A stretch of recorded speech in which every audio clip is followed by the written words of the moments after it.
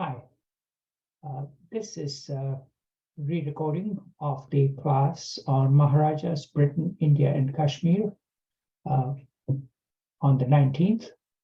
I apologize for the glitch which we had earlier. Now, this is unusual. Countries change name. For example, a country named Swaziland recently changed its name to Eswatini. Not to be outdone, the current ruling party, Bharatiya Janata Party or BJP, which is led by a more recognized name of Modi, who is the current prime minister, one of the members of the party wanted to change the name to Bharat, Bharat. Now that's one name that I could live with, but that's the same as my first name.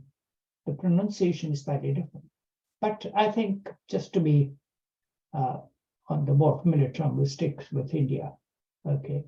Now, if you went to school back in the late 40s or 50s, your impression of India was that of famine, caste, dirt, Gandhi, and probably Maharajas, which you may have read in the back pages of Life magazine, or if you were seeing movies, you might have caught that.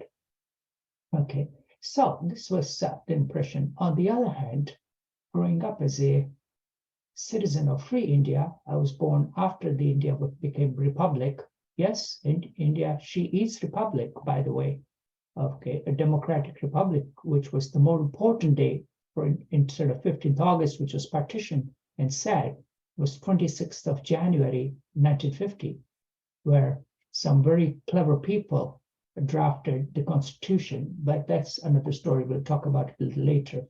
So that was my impression of United States was kind of hazy with Studebaker and cars with big fins, and the movies, including the first one I recall was Come September, and the leading lady of the movie Come September, Gina Lollobrigida, just died a few days ago at age 95. Okay, and of course, the usual things about the United Nations was strongly emphasized. So the headquarters of the United Nations in New York and Niagara Falls, which every Indian tourist goes to. Now, I think a couple of you have taken the class on history of India, and so I avoided the repeat material of the Indian freedom struggle and the Indian National Congress and and so forth, and the Salt March and all that, because that it's well known. And if you've seen David Attenborough's movie, Gandhi, you're familiar with the dramatization of the events that took place in 1930 and made him a world-known figure. Okay, now, why select topics such as Maharajas, who are no longer there, and they are in the second or third generation now? That's because the topic is still relevant 70 years later, because the indecision of if Hindu Maharaja of a Muslim state, that is Kashmir, is still a very hot spot between India and Pakistan, and several wars have been fought, and still the plebiscite has been promised 70 years ago, is still waiting to take place.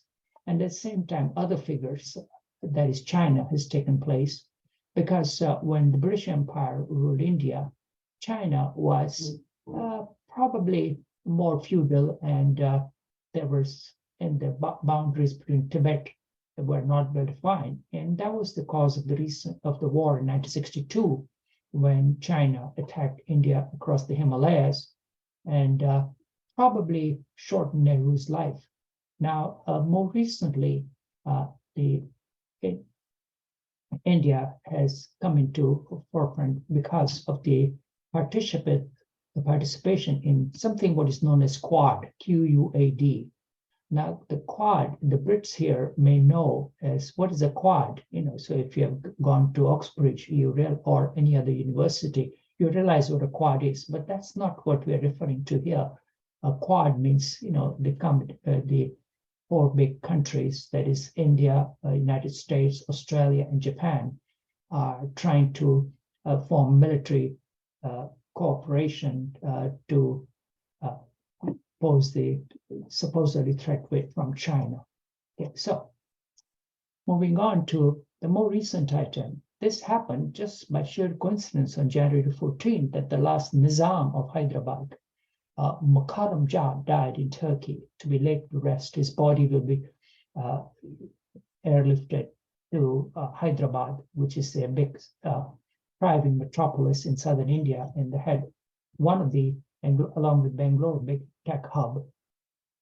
Okay, and now who was this person? Because he ruled one of the largest princely states in southern India, and he was of Central Asian ancestry, and one of the soldiers for the Mughal Empire, and was adventurous enough to establish his empire. And luckily, his area that he controlled, after defeating the Hindu kingdoms, had gold mines and diamond mines. So he was amazingly rich. And this is him, not the guy who's standing, but the one who's in the left. He was born in 1933, and he had the typical education of a lot of Maharajas, which included prep schools in India, and then going to Harrow, Cambridge, London School of Economics, and obviously the military academy at Sandhurst. So he was born as, had some exalted titles. The Brits loved giving titles to Indian Maharajas. It appealed to their sense of vanity. And his title was, I'll just recite a few words. A lot of them are Persian and Arabic. His title was His Exalted Highness Prince Rustam I Darun Rustu I Zaman Awad Mamluk. That ties in with Egypt. Asaf Jah VIII, Muzaffar ul Mamalik, Nizam ul Mulk, and so on and so forth. His mother was daughter of the last Ottoman Sultan, who would have been the head of the Caliphate if the Caliphate would have survived. And now, after Indian independence, he made enough money, so he tried to settle in Australia, lost a lot of fortune, and then finally ended up in Turkey. Now, his assets were just fabulous, to put it mildly. That's not even a strong enough word. His grandfather once owned a 12-kilogram gold coin, and he owned a famous Jacob diamond, which was in 1940 was estimated for $2 billion. And so this is a story. And this was a cover of Time magazine in 1937, where he was considered to be the richest man in the world. Okay, and this is him meeting Nehru, and he was offered ambassadorship, but he was more inclined towards the Turkey, and his affinities lied with the Islamic world. So he ended up over there. Okay, and just not to be outdone, he had enough ties with the royal family of England that at the time of the engagement of Princess Elizabeth, gave him a necklace as a gift, which is estimated. This is from the Daily Express UK, and it's worth only £66 million, and it is worn by Kate, as you can see here. And so that's just some fascinating stories. So this was one of the ties, an introduction. Now, certain numbers are important: 1492, 1776. Most Americans recognize these 2 years. They're important: Columbus and the U.S. independence. But for the Indian subcontinent, these years are important: 1498 and 1757. 1498 was when Vasco da Gama, who went in the other direction, and the Portuguese explorer established a colony in Goa, looking for not just spices, but for good old Christians. And 1757 was the start of the British Empire, and from in present-day Calcutta. Okay, now the events of the world. You can say, well, when was the First World War? No, not in 1914. Actually, one can say that the First World War was realistically between 1754 and 1766. It was in multiple theaters, not just in Europe, not just the French-Indian Wars, but it also involved the real Indians. Yeah, yes, in India, not the Native Americans. And that went on between the French colonies in the British colonies in South India primarily, and also in present-day Bengal. It involved nearly every great European power except the Ottoman Empire, spanning 5 continents. So not just Europe, Americas, West Africa, India, and the Philippines. So it split Europe into 2 coalitions, Great Britain on one side, France on the other side. And this has strong implications for the world as we know it type of thing, because obviously in the United States, after independence, it led to it was with continuation of slavery, and in the British Empire, after abolition of slavery, it led to the great tradition of coolies, which involved contract labor in the British colonies, mostly in the tropics, in the sugar plantations of West Indies and Fiji and Africa. Okay, and these ties are very well relevant due to the fact that Kamala Harris, whose mother is from South India, and her father was from the West Indies, and they both were doing their postgraduate studies in the United States, and their daughter is the current white vice president. At the same time, one can say that the current Prime Minister of UK, Rishi Sunak, his ancestors were in South Africa, originally from Punjab, which is the area bordering India and Pakistan, and even a little Ireland is involved as well. A fellow named Leo Varadkar, Varadkar, was Irish Taoiseach, and his term ended in 1920. So this is, so it just shows that the riches of empire are far and beyond. And this was the year of the 7-Year War, which at the end, the British ended up being successful. And again, in the British Empire is responsible for many dividing lines.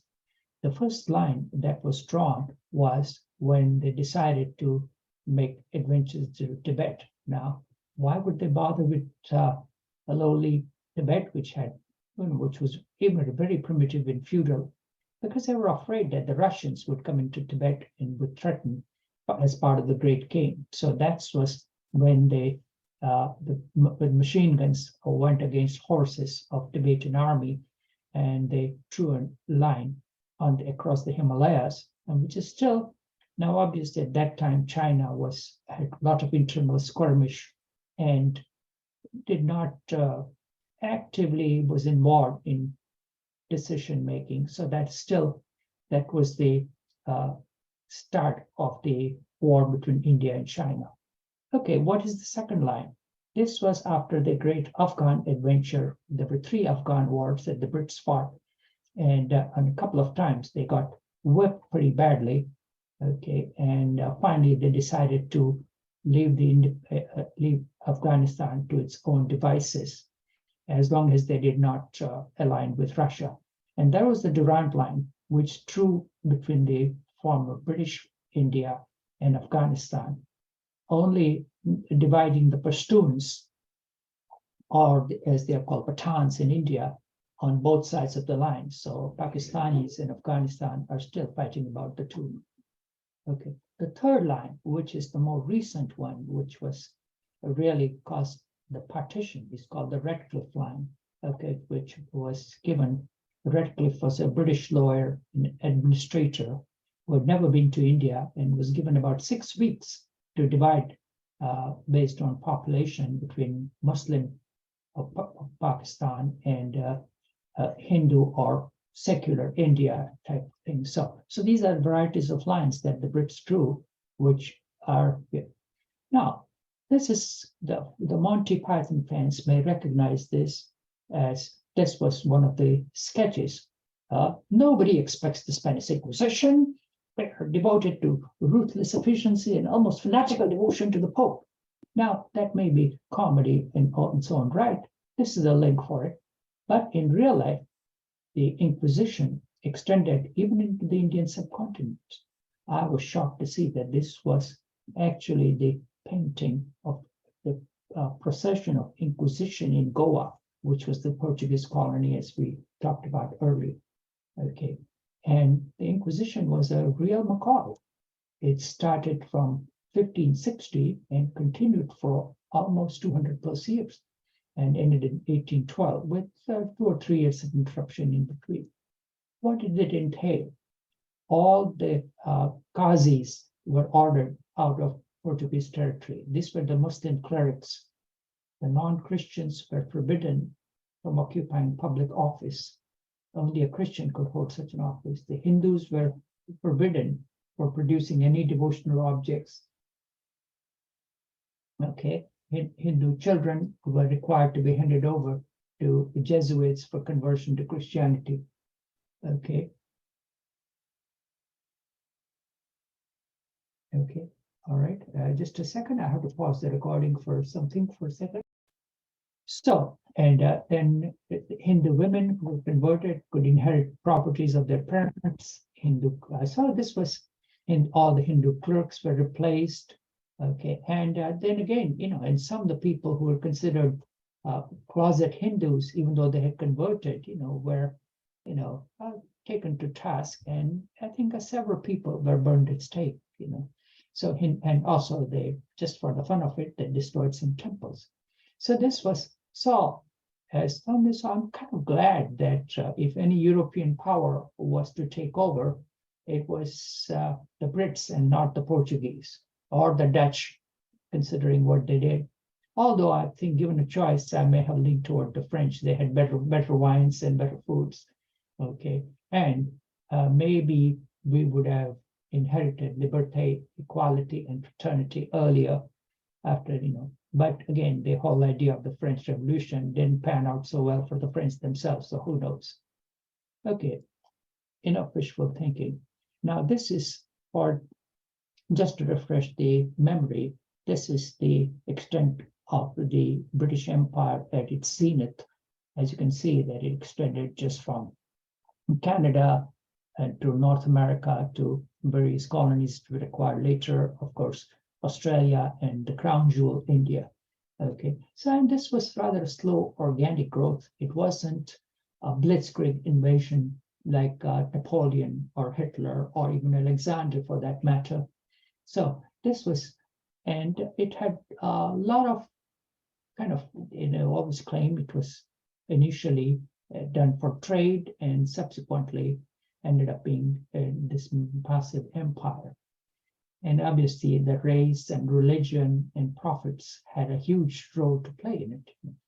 And later on, after a while, with some of the, after the Enlightenment, a lot of the scientific research was done, and that had a lot to do with the linguistics, and the philologists established the link between the classical Hindu language, Sanskrit, and Greek and Latin, and that gave them some type of a moral justification that these people of subcontinent are Aryan brothers after all. Because as you may recall, back in the 18th and the early 19th century, the racial theories were coming into vogue, and the Linnaeus had classified human species or Homo sapiens into, Europeans, Afrikaners, the American Indians, and the Asiatics, as they were called, and they were given different characteristics, when obviously giving the Europeans at the top of the chain, so to speak.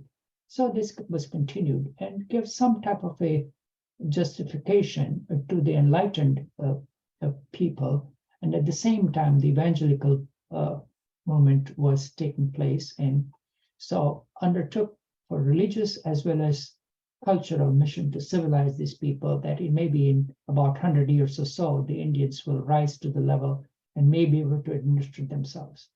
Okay, so this was one of the causes of the empire and just an expansion in India that took place over about 100 years. The process started in 1757 and was nearly complete by 1820 or so, one should say. Now, again, some of you may have read the Jared Diamond's book about the geography and expansion of empires, that it is a lot easier to expand east-west than north-south. And that was the problem in the Indian subcontinent as well. As you can see in this map, the north side is protected by the huge mountain range, the Himalayas, between Tibet and India, and the Karakoram that separates the Central Asia. And the only routes that are there through a couple of mountain passes, the Khyber Pass and the Bolan Pass in Sindh. Okay, and then that opens up the whole Asiatic people invasions that took place starting from Alexander the Great to the Muslims, to Turks and the Mongols, who were the descendants of Genghis Khan, Timur Lane. They all came through the passes and then had found the settled in the fertile Indo-Gangetic plains, which is very fertile soil and was easy prey. On the other hand, the central India, southern India, was hard to conquer due to a mountain range about 1 kilometer high, extends from the west to the east. Okay, and this is pretty dry, harsh land to travel across. So the migration to the south was more difficult. The Mughal Empire tried it a few times, but again, they were not able to hold on to it. At the same time, the later kingdom, the so-called Marathas Hindu kingdom, which started around 1600, they were able to march up to Delhi and southern India, but again, they had a tough time trying to hold on to it. And now, the advantage the Europeans had was they went by the sea route, which the Mughals were more or less clueless or not interested for whatever reasons. They were, again, the land-based empire. And so they were, the only interest in seafaring that they had was go to the Hajj to Arabia by sea. And by this time, the Portuguese, the Arabian Sea was basically controlled by the Portuguese. And there were a lot of fighting going on between the colonial powers, such as the Dutch, the Portuguese, the Brits, and the French. And the Mughal Empire preferred to pay protection money to the Portuguese rather than acquire their own navy. Okay, and the people who were settled on the west coast of India had more connection with the Africa and Arab rather than to central India per se. On the other hand, the eastern seaboard, which is more fertile land, have more connection with Southeast Asia, including Laos, Cambodia, and Thailand. And so that's one of the reasons why one expects the Hindu culture in Java. Okay, and so this is how, and again, at the same time, weaponry played a huge role in conquest, because the Mongols had gunpowder, while the Indian army, before the Islamic conquest, was fighting with swords and horses and elephants. So there was a definite mismatch that took place. And again, so the geography had a huge role to play in the conquest by the various powers. So, and a lot of the Indian society is multiple tiny small societies which are self-centered units around the villages. And they were self-contained, that they were able to supply, and they had very little contact with the outside. And along with the dogma and traditions of Hinduism, they were reluctant to cross the ocean. Okay, and again, when getting back to the main item of British Empire, it was the British Navy that had a huge role to play in conquering not only just North America, but all over the world. And so the rule of the waves has absolutely played a major role. And at the same time, after the integration of Scotland and England, the Scots provided a lot of manpower, and at the same time, the Irish.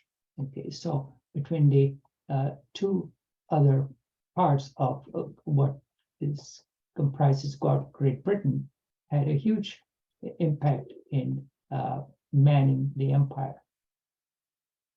Okay. Now, this is the map of India, this much color-coded thing, as you can see that the part that is near the coastal was British in dark blue, okay, and the others were so-called princely kingdom. So they controlled the coast areas and the fertile Punjab area, but the rest were indirect rules, at least in the beginning. Okay, and even afterwards, after they were able to, after 1850, a lot of the Indian princely states were left alone. That they were under the so-called protection of the East India Company, and but they were allowed to run their local affairs themselves. They could not enter into contract with any other state. They could not make wars independently. They were not responsible for foreign affairs on their own defense. And the company put in somebody called a resident who actually advised the local prince or queen, as the case may be. Okay, so this was a sort of indirect rule that was taking place.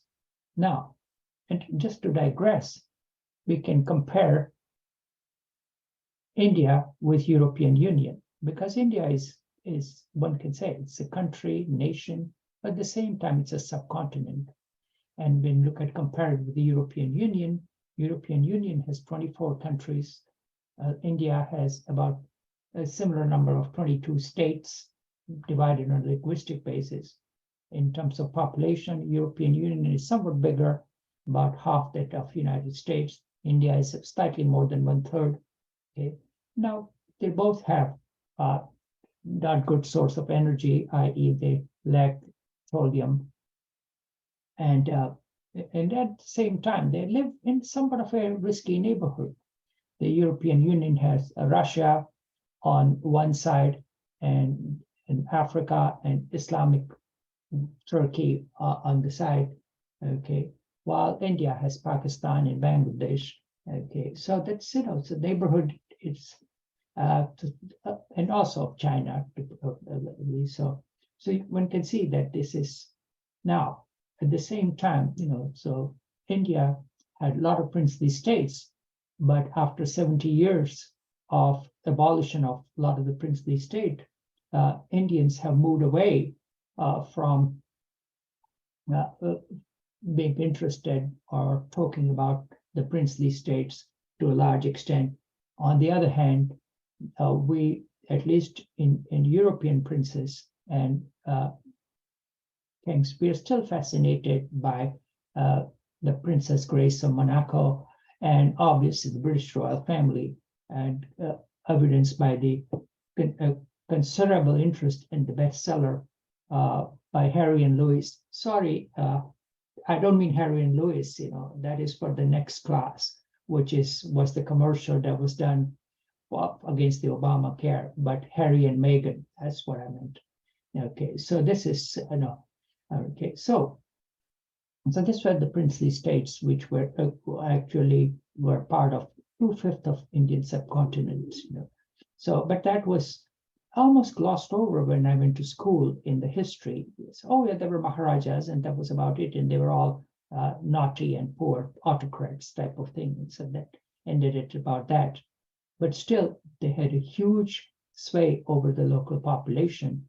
It was evidence that after independence, some of them ran for members of parliament. They won overwhelming majority, much to the chagrin of the Indian National Congress, which was left-leaning and socialist, influenced by the leader, Pandit Nehru, who was the prime minister for almost 15, 16 years.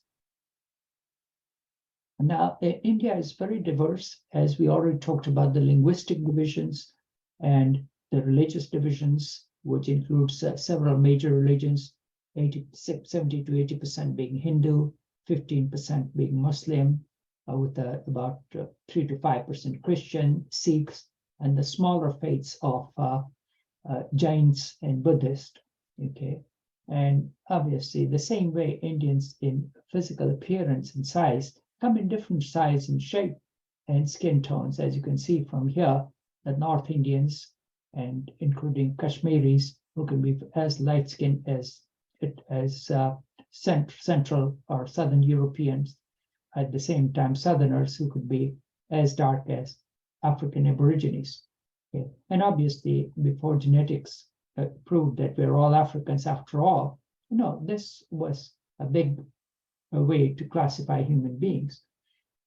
And again, obviously, as soon as the British colonies were established, the appearance had a huge distinct. And we were hearing the contemptuous word that the British forts were divided into something called the white town or the black town in a contemptuous manner.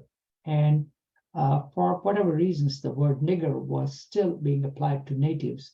Okay, and this was a shock to the people, especially Queen Victoria herself, and she had told the viceroys to see that one still hears the term applied to natives by those who should know better, especially from the youth that of new arrivals who were intoxicated by the power. And this went on until 1886, long after the abolition of slavery.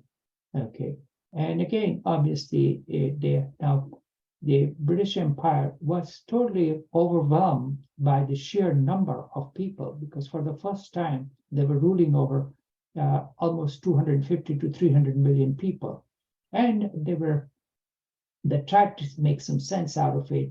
And for the first time, they performed census sometime in 1800s or so, and they asked various questions about tabulating. Now, this was the rise of the science of statistics, which was actually not a science as we understand in the present sense, but actually just simply collection of numbers, basically. So the census asked people about religions, as well as race and caste. Now, obviously, the English and the Brits themselves could not go and collect. So they were relying on the locals, who obviously the census collectors had their own agenda in trying to inflate their numbers. So the data was, and then this became a big part of the census every 10 years that was carried out. And interestingly, the word caste originates from Portuguese. It means casta, meaning race or breed or race or language. Okay, and amongst it, when you look at the original way, the culture that is defined as verma, so it depends upon the individual. So one can migrate up and down depending upon their karma type of thing. So and obviously, so a Brahmin who decides to fight for the king can become Kshatriya, means a warrior, or the one who decides to go into business can be considered become trader or Vaishya. So, and at the same time, obviously, as Hinduism went to its own struggle with the rise of Buddhism and the religious, and that's when finally the Buddhist temples were destroyed and the Buddhism actually disappeared from the subcontinent. And that's when the rigid guidelines for caste became more entrenched, and untouchability came around. And obviously, some of it may have been to do with handling body waste.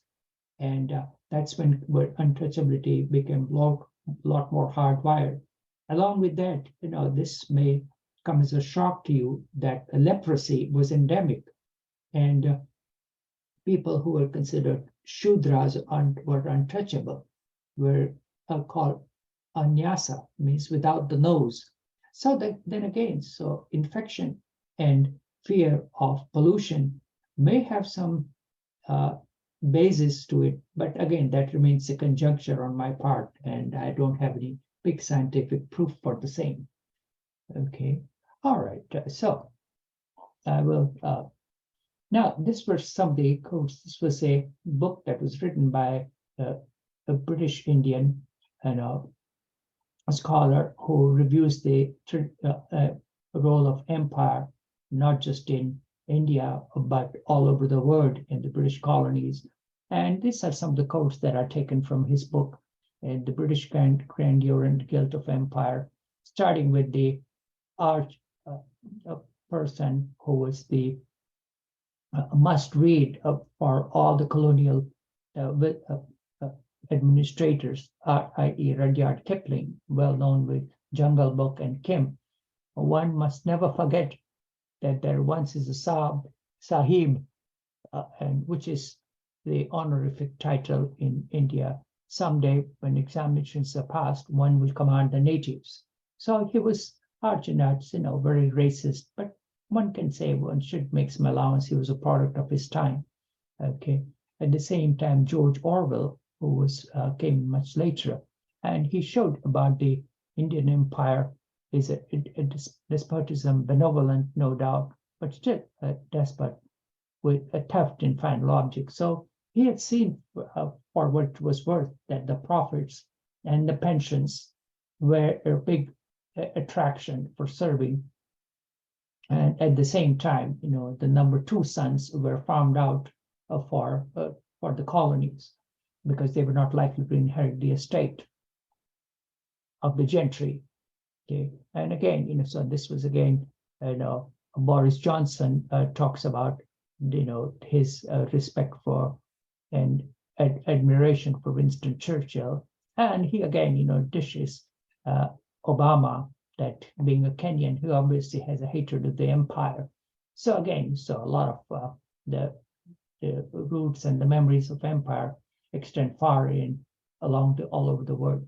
Similarly, on the Indian side, that Mahatma Gandhi was actually admired the British for the qualities and he hoped to improve the status of his people through the British Empire. So, but again, and he had helped the empire against in the Boer War.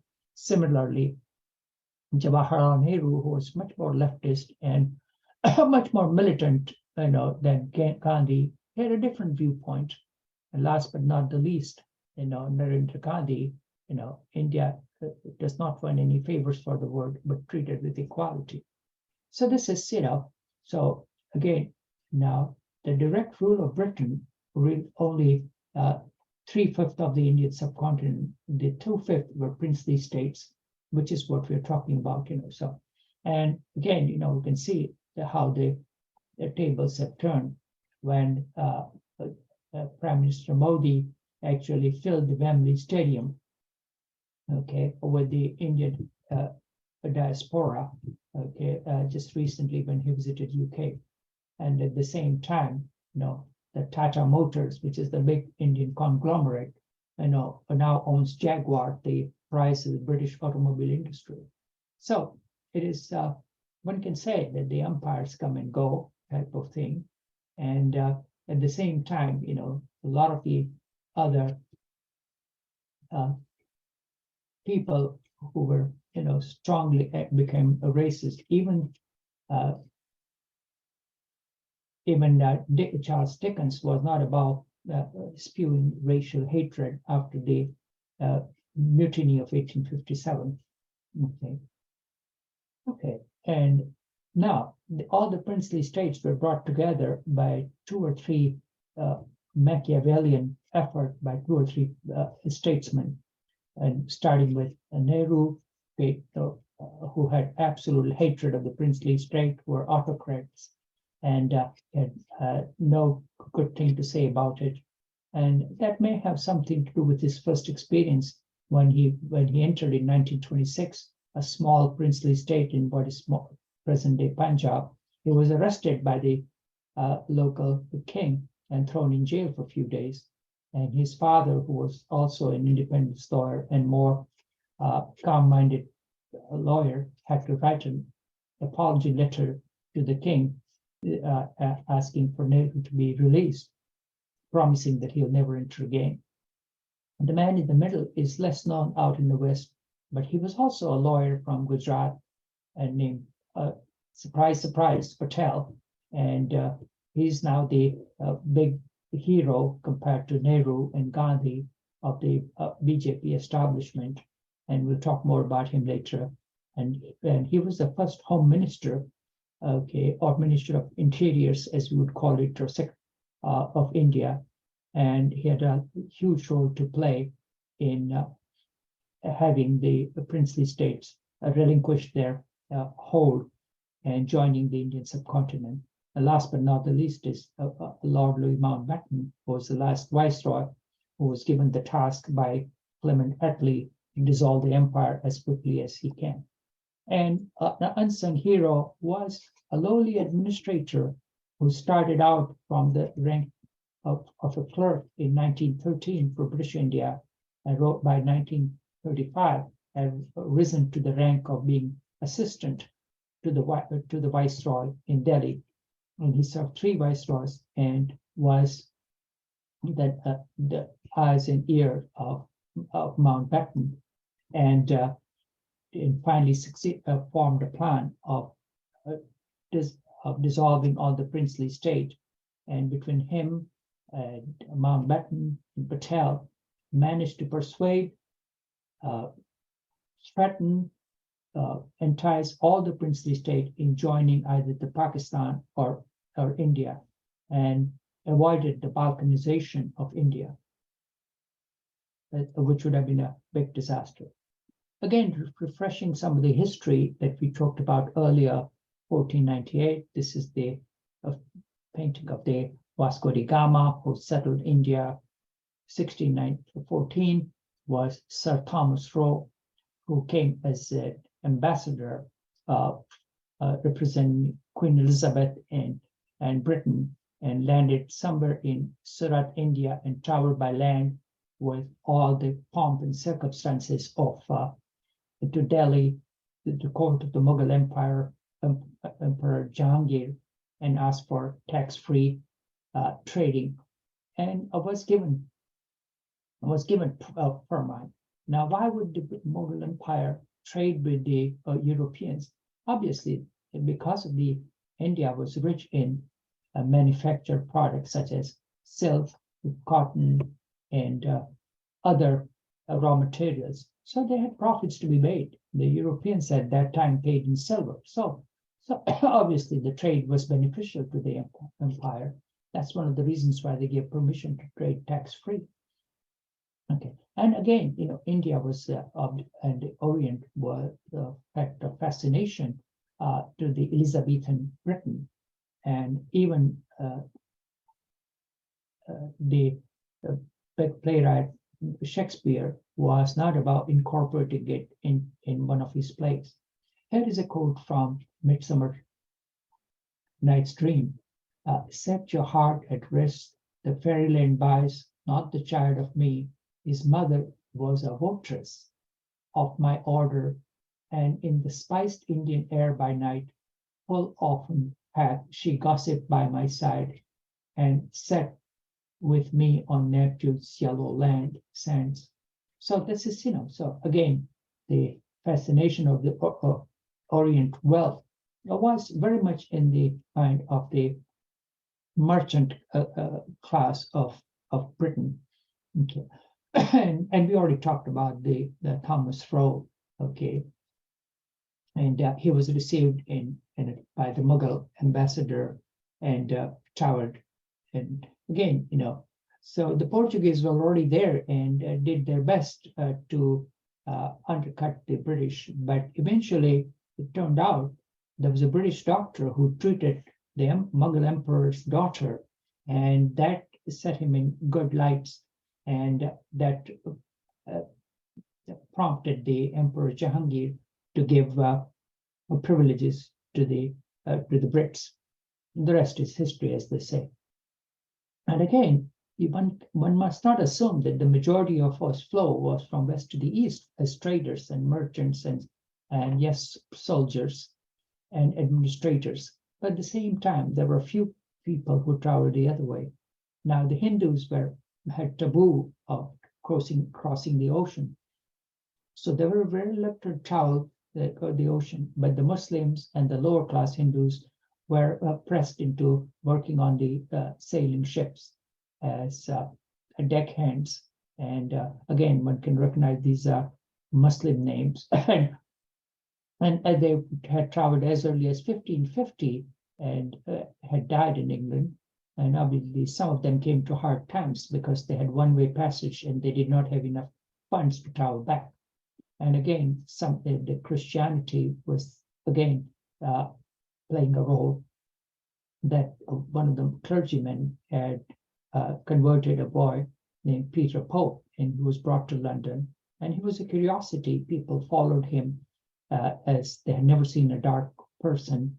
And he was baptized in London as early as 1616. Okay, so you can just see that that's his setup. And one of the other person had started, introduced shampoo and had even opened the first restaurant in England.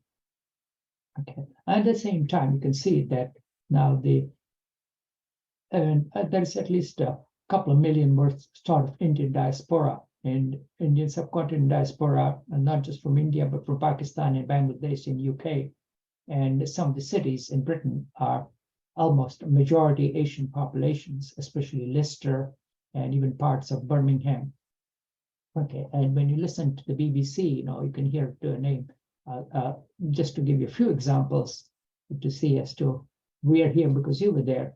A guy named James Kumaraswamy, who is a BBC newsreader, and a guy named Shashank Joshi, again a very Indian name, is the defense editor for The Economist. And last but not the least, Rishi Sunak, who is the current prime minister. His ancestors were from Africa, originally from Punjab, and ended up in Britain by Africa. Okay. So this is, so the traffic goes both ways type of thing. So, and so we talked about the Anglicized Indians type and people who are second and third generation by now. Okay, and this again gives you an idea of the state of affairs when the first Britain entered on the Arabian coast. This was the Mughal Empire in the beginning.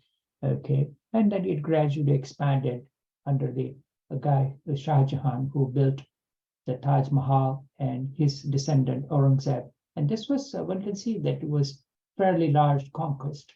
And so the history of the subcontinent is a series of invasions from the Aryan migration.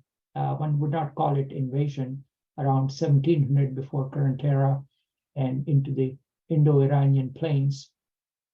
And that explains the similarity of language between Old Avestan, which is the language of the Persian Empire, and Sanskrit, as well as followed by the Macedonian march by Alexander the Great in 326 before the current era, followed by the Huns, the Scythians, and the Muslim invasions around 700 current era.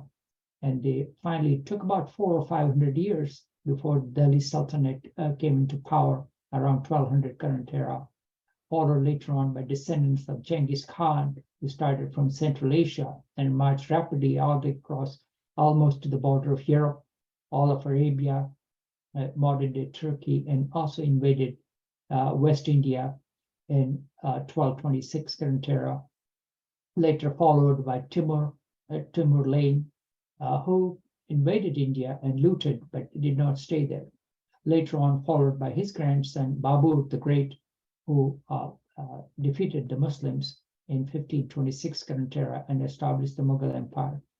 And only later on, he was invaded by the Persian Shah of Iran, Nadir Shah, who looted some valuable real estate and properties as in 1739 current era. And what did Nadir Shah took back? This was the famous peacock throne, which was built by Emperor Shah Jahan, who built the Taj Mahal. And it was even more expensive than the cost of Taj Mahal itself. It was more than 1,000 kilograms of gold, 200 to 330 kilograms of stones. And again, it did not stay in his possession too long. It was a few years later, it was looted. 100 years later, it was looted by Nadir Shah and was taken to Persia or Iran, as we call it. Okay, and so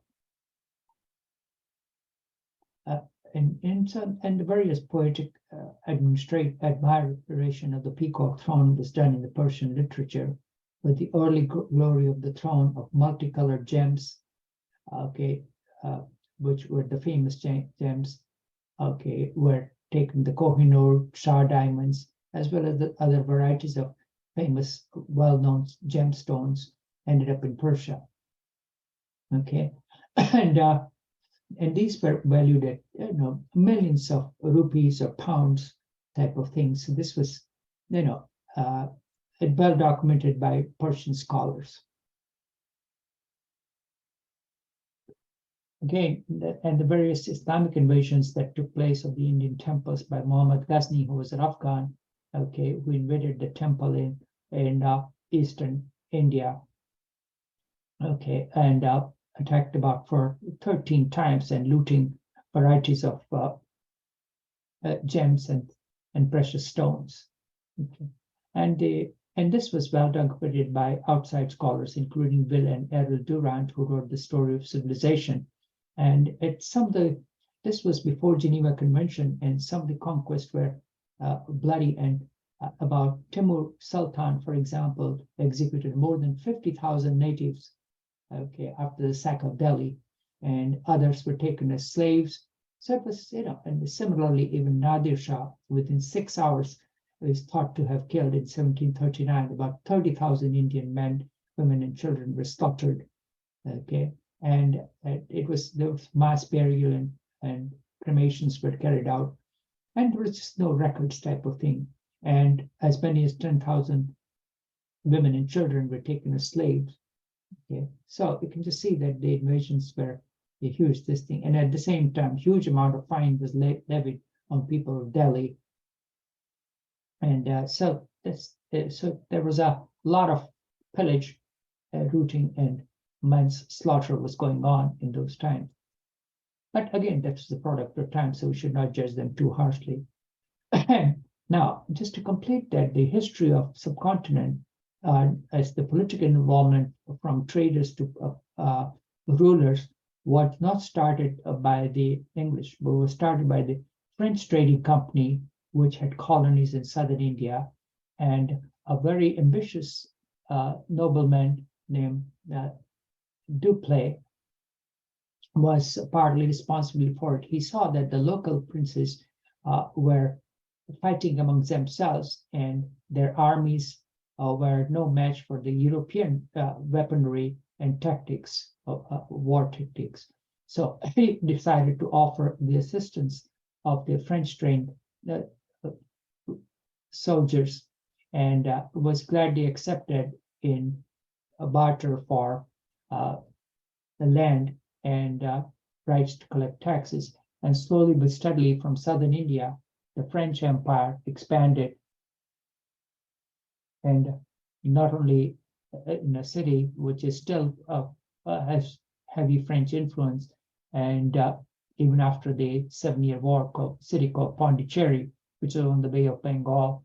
There were other colonies near Calcutta, and so this was the French were the first one to meddle into local politics, and he still is admired. And here is his statue on a plinth in Pondicherry, and Pondicherry still very much shows strong French influence, as we'll see in the next few slides. And now again, unfortunately, this effort came to naught because at the end of the 7-Year War, the French had to give up all the military maneuvers in the subcontinent, but were allowed to keep their colonies, and the Brits came out victorious. And Dupleix, to his credit, he built an army of native troops called sepoys. It's a word originally from Persian, sipahi, and who were trained as infantrymen in the service. And he also offered assistance and training to the Muslim king of President Mysore, or Hyder Ali. And now at the same time, the ramifications of the British and French wars were extended to the South India as well. And at the same time, even later on, even in the 19th century, the British had the fear of land invasion by Napoleon, with the assistance of the Shah of Iran. Unfortunately, the naval battle with Nelson did not turn out too well for him, and that was the end of that. And then again, the attention of the East India Company turns towards the Tsarist Empire because the Soviet Russian Empire was expanding, substantially into Asia. And so that was the start of what we came to be known as the Great Game, and led to the Anglo-Afghan Wars. And we did that class on that. And these are some of the images of French influence. And so this is a picture of the Notre Dame Cathedral in Pondicherry. And yeah, this is a picture of the museum in Pondicherry, picture of the French Institute, okay, and this is the French consulate, okay. So these are, so still Pondicherry is still very much French type of thing, okay, and one can see that that's still, and the streets are still named in with Rue so and so type of thing. So, okay, and now turning our attention to the matter at hand, the founder of the British Empire, i.e. Robert Clive, who started, now this is his painting by Gainsborough. He first arrived in India in 1743 as a civil servant of the East India Company. And again, he was bored, and at one point, he was thinking about taking his own life.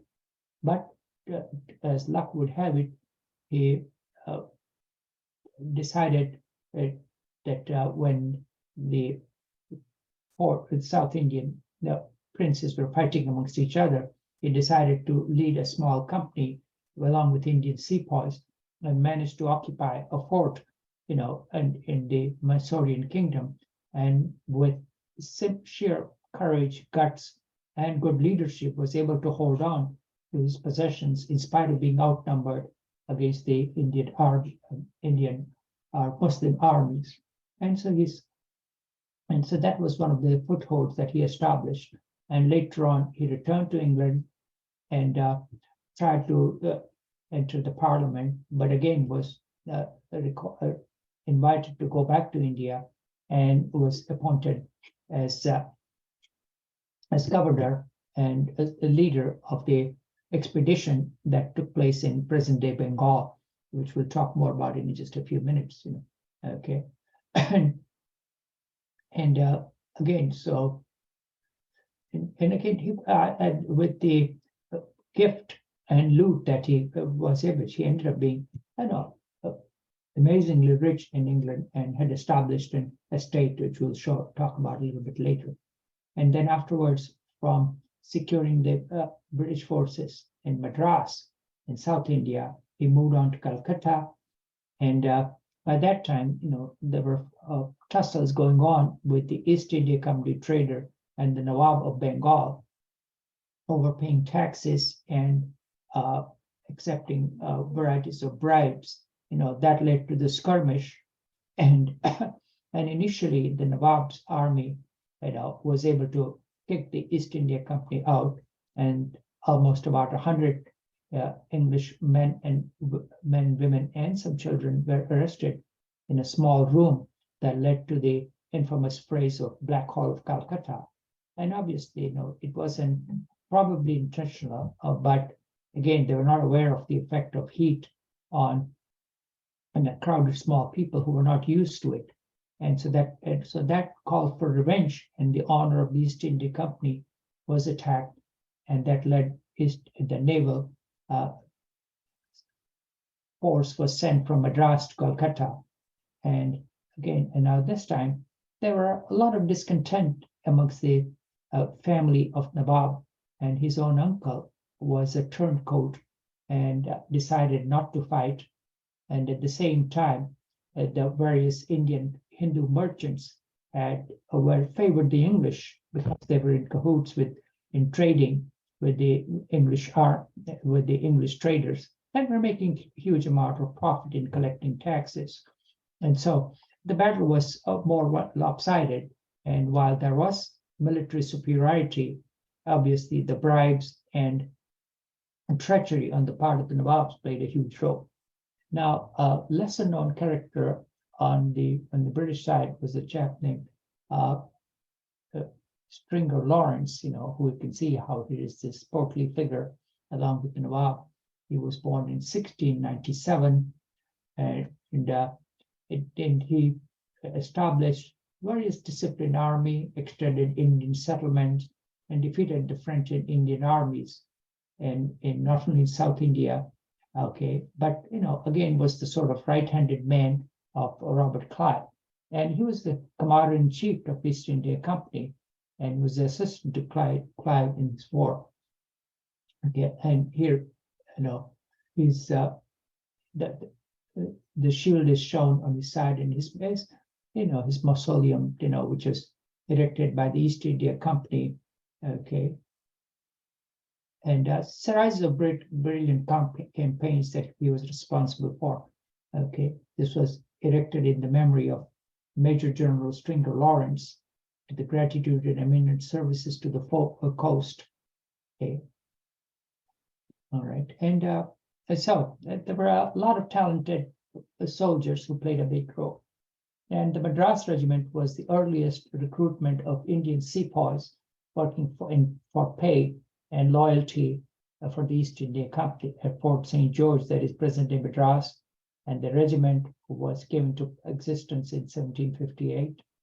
Okay, and that not only just served in India, but they also played a role in the French and in the British and the Spanish War as early as 264 years ago, before the American Marines. So they played a role in capturing Manila for the Brits. So they were not only serving in the subcontinent alone, but they were serving elsewhere also under the leadership of the Brits. Now, obviously, there was a lot of discrimination that the Indian soldiers could never rise above the rank of sergeant or subedar, it was called. Okay, so this was a piece of history that some of you may not be aware of, type of thing. So, okay.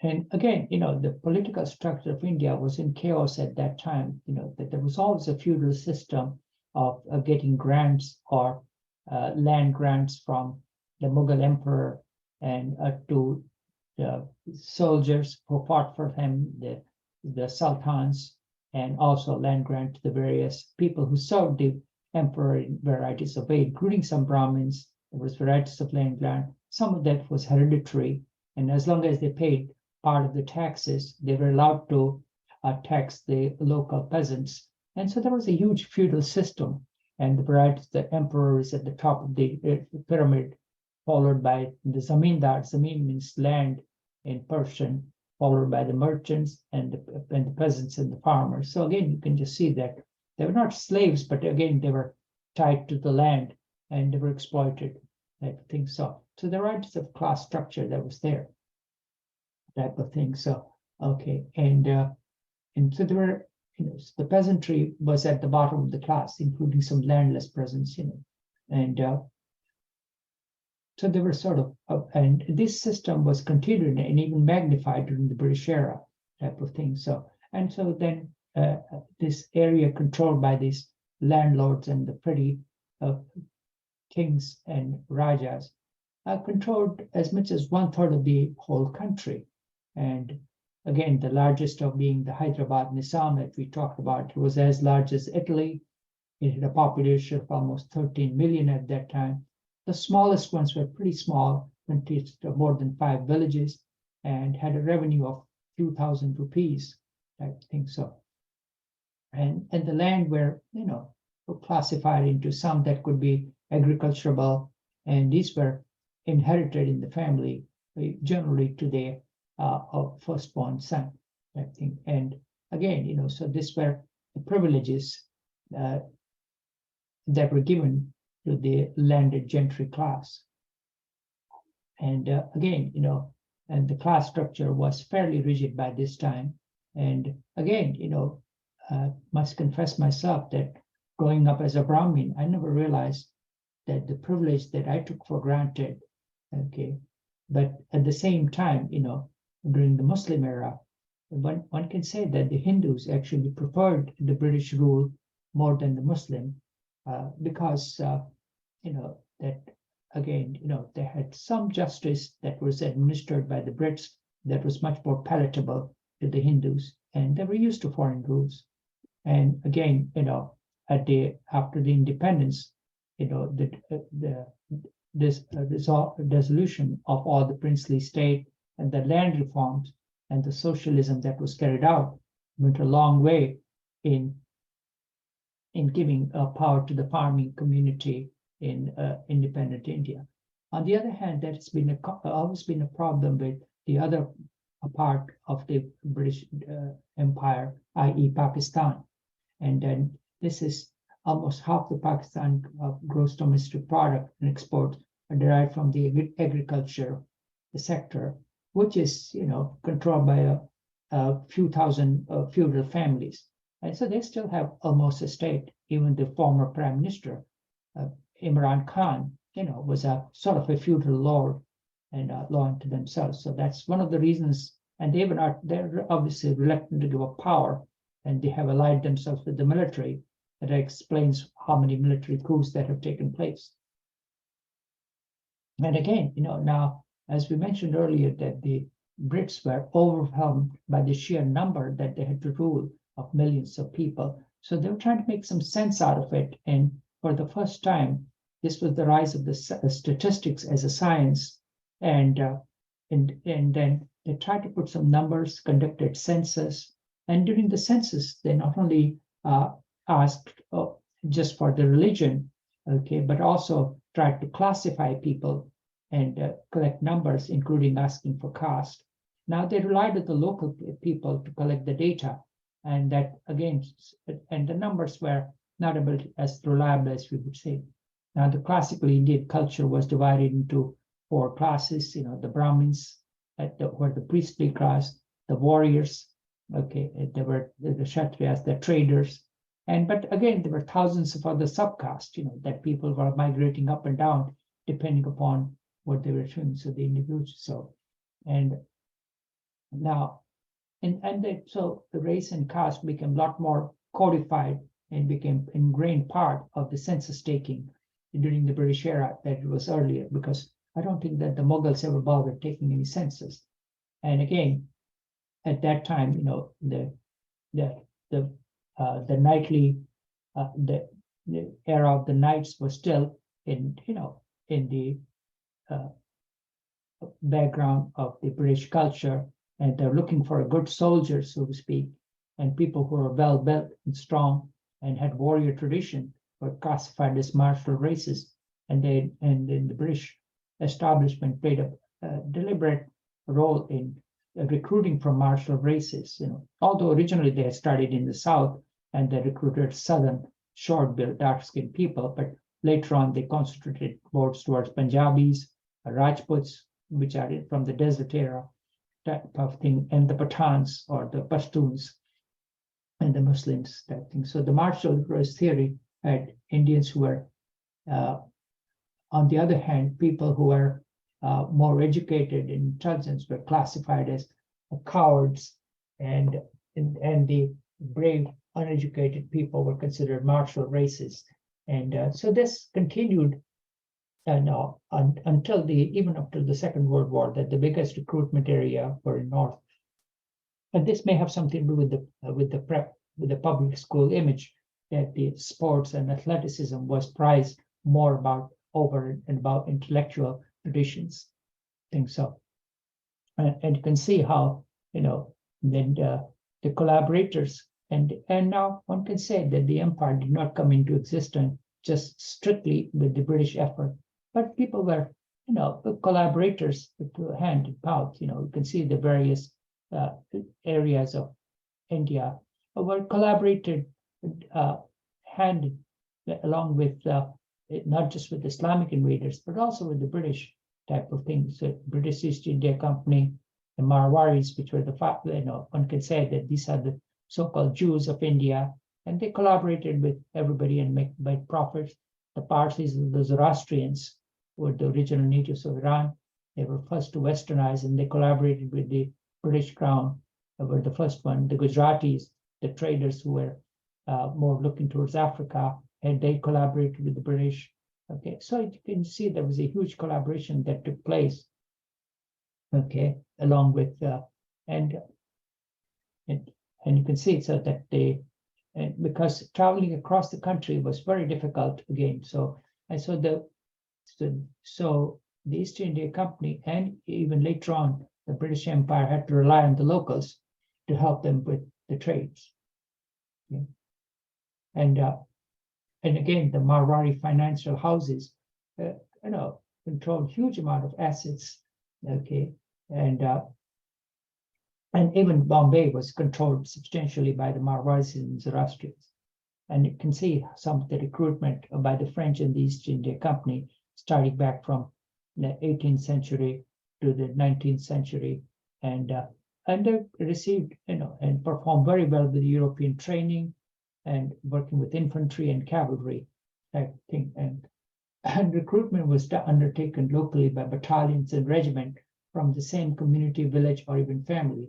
So the commanding officer became almost like a father and mother. So people fought for the leader rather than for the country. And so the sepoys actually make for the platoon, just like I guess happens in the US Army as well. The soldiers choose to die for their friends, not for the greater cause per se. Okay, and the honor of the unit was represented by varieties of regimental colors and swearing ceremony, and being true to the salt, became a big cause to why people would fight for a foreign power. Okay, I think we have recorded enough for the time being. I'll stop here, and then we'll continue, and I'll send out this much part. Okay, and let me stop the recording, and I will send this out.